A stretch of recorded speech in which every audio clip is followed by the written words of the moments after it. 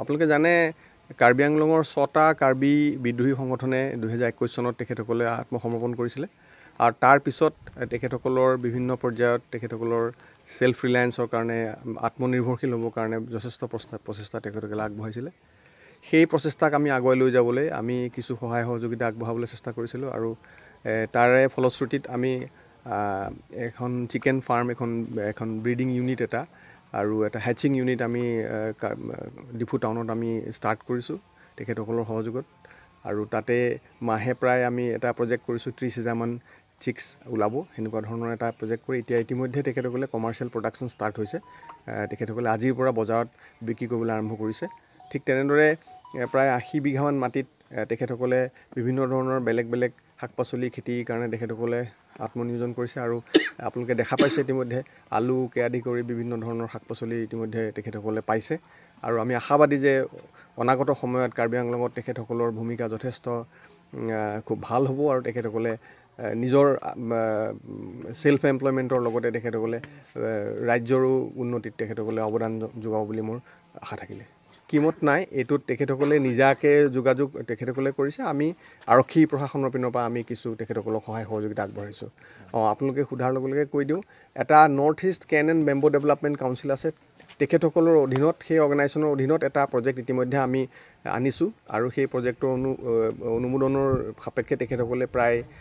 10 hectare মাটিত বাঁহ ৰোপণৰ কাৰণে ইতিমধ্যে যোজা কৰিছে আৰু কিছু তেখেতসকলে আৰ্থিক সাহায্য পাইছে গতিকে সেইটো এটা ছেপাৰেট প্ৰজেক্ট হ'ব আৰু লগতে কিছু তেখেতসকলৰ এপ্লিকেণ্টে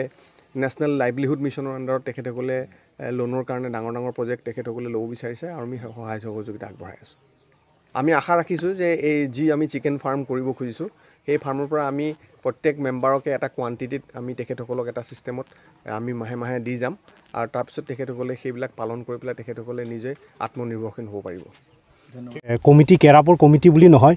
ইয়াত সকলো আমাৰ ইয়াত 6টা সংগঠনৰ এক্স কেডাৰ চকৰ আছে গোটেইখিনি 1926 কেডাৰ সকলো সামৰি পেলাইহে আমি এই প্ৰকল্পটো লোৱা হৈছে গতিকে এই যদি কিবা এই দুটা যিটো স্কিম আমি যিবিলাক আমি কৰি আছোঁ এতিয়া সেইটো আমি লাহে লাহে আৰু উন্নতি কৰিবৰ কাৰণে আমি চেষ্টা কৰি আছোঁ বৰ্তমান আমি ইমান সামৰি পেলাই আমি একো মানে ইমান সুবিধা দিব পৰা নাই কিন্তু আগন্তুক দিনত আমি চিন্তা কৰিছোঁ যে খেতি আৰু এগ্ৰিকালচাৰ আৰু পল্ট্ৰি ফাৰ্মিং যোগেদিহে আমাৰ যিবিলাক 6টা সংগঠনৰ কেডাৰসকলক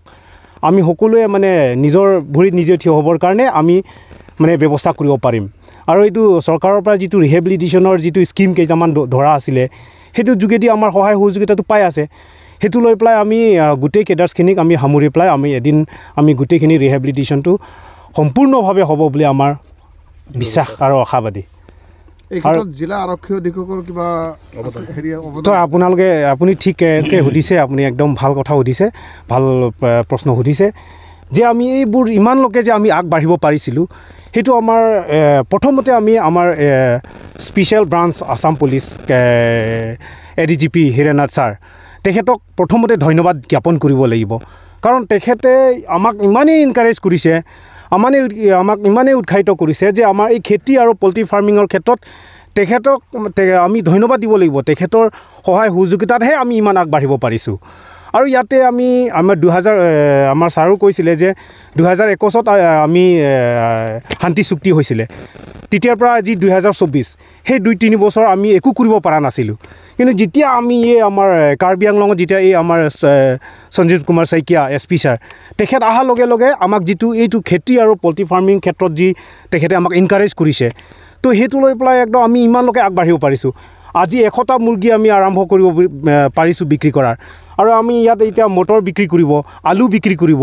আমি কণ্টেলে আলু কালি পৰহি আমি বিক্ৰী কৰি আৰম্ভ কৰিম আৰু আমি ইয়াত 80 বিঘা আমি খেতি কৰিব পাৰিছোঁ আৰু তাত পল্ট্ৰি ফাৰ্মিং এতিয়া আমাৰ 7-8 হাজাৰ মুৰ্গী হৈ গ'ল কালি এইটো মাৰ্চ মাহৰ ভিতৰত আমি 20,000 টাৰ্গেট কৰিছোঁ 20-30 হাজাৰ মুৰ্গী হ'ব তাত আৰু তাত বিশেষকৈ আমি লোকেল মুৰ্গীটো আমি প্ৰায়ৰিটি দিছোঁ লোকেল মুৰ্গী যদি আমি বেছিকৈ হ'লে আমাৰ ইয়াত লোকেল মানুহবিলাকে ৰাইজে আমাৰ পিউৰ লোকেল মুৰ্গীটো মাংসটো খাব পাব আৰু আমি ইয়াত যিমান পাৰোঁ লোকেলটো আমি দিবলৈ চেষ্টা কৰি আছোঁ আৰু ৰেইনবো ৰোষ্টাৰ গোটেই দি আছোঁ এই গোটেইখিনি কাম আমাৰ SP ছাৰ আমাৰ কাৰ্বি আংলং SP তথা কাৰ্বি আংলং প্ৰশাসনৰ যোগেদিহে আমি ইমান আগবাঢ়িব পাৰিছোঁ এতিয়া লোকেল কণী আমি এনেকুৱা আমি কষ্ট কৰিছোঁ, আমি প্ৰশাসনে এনেকুৱা সহায় কৰিছে আমাক যে প্ৰত্যেকটো থানাই আমাক সহায় কৰি পেলাই সিহঁতে মুৰ্গী, লোকেল মুৰ্গী গাঁৱে গাঁৱে গৈ পেলাই আমি কালেক্ট কৰিছোঁ। সেই লোকেল মুৰ্গীবিলাক কালেক্ট কৰি পেলাই আমি ইনকুবেটৰত দি আমি লোকেল মুৰ্গী আজি 3-4 হাজাৰ লোকেল মুৰ্গী আমি গোটাব পাৰিছোঁ। আপোনালোকে বিশ্বাস নকৰিব যে লোকেল মুৰ্গী 3-4 হাজাৰ এটা জেগাত এটা ঠাইতে কেনেকুৱা সম্ভৱ হ'ব, কণী ক'ত পৰা পাব। এইটো কণী বিচাৰাৰ ক্ষেত্ৰত আৰু আমাৰ গোটেইখিনি এই স্কিমৰ ক্ষেত্ৰত আমাৰ কাৰ্বি আংলং প্ৰশাসনে সকলো থানাৰ উচি তথা সকলো প্ৰশাসন বিষয়াসকলে আমাক সহায় সহযোগিতা দিছে। 6টা সংগঠন বিদ্যুৎ কেৰাব হৈ আপোনালোকক অভিনন্দন জনাইছোঁ। আপোনালোকে আমাৰ খেতিডৰাত অহাৰ কাৰণে অভিনন্দন জনাইছোঁ আৰু কাৰ্ডম জনাইছোঁ। আমি 2021ত 4 ছেপ্টেম্বৰত আমি চৰকাৰৰ লগত স্বাক্ষৰ হ'লোঁ। আমি 6টা বিদ্ৰোহী সংগঠন, সেই মৰ্মে আমি 2 বছৰ পাৰ হ'লোঁ। সেই 2 বছৰ পাৰ হোৱাৰ সময়ত আমি যিখিনি আমাৰ বিষয়বোৰৰ মাজত আমি কেডাৰসকলৰ লিডাৰসকলৰ মাজত আমি আলাপ আলোচনা মৰ্মে আমি খেতিডৰাত নমাৰ কাৰণে আমি ডিচিশ্যন লৈছিলোঁ। সেই ডিচিশ্যন মৰ্মে আমি খেতি কৰিলোঁ। খেতিটো সেইটোৱে আছিলে আলু, মাকৈ, বিলাহী আৰু মটৰ, গাজল, সেইকেইটা আমি খেতিডৰাত নামিছোঁ। খেতিডৰাত আমি নমা মোটামুটি 70-80 বিঘা তেনেকুৱা মাটি আমি তেনেকুৱা চালোঁ কুলি গাঁৱত। আৰু আমি সেই খেতিডৰা কৰিছিলোঁ। খেতিত কৰাত আমি বৰ্তমানলৈকে 2 মাহ সম্পূৰ্ণ হ'ল। সেই 2 মাহ সম্পূৰ্ণ হোৱাৰ পাছত আমি আজি সেই আলু যিটো আছে সেই আলুত আমি ওলালোঁ। এই মাৰ্কেট যাবৰ কাৰণে, বজাৰত মুকলি কৰিবৰ কাৰণে আজি আমি কাৰ্বি আংলং SP মহোদয় আহিছে। তেওঁ অলপ আগতে কথাষাৰ জনাই গৈছে। সেই মৰ্মে আমি তেওঁৰ সহায়ত বা তেওঁৰ সহযোগত প্ৰায়খিনি আমি 6টা সংগঠন লিডাৰসকলে বা কেডাৰসকলত একগোট হৈ আমি ইয়াত ফাৰ্ম খুলিছোঁ আৰু সেই খেতিডৰা আমি লাগি এই প্ৰথম আমি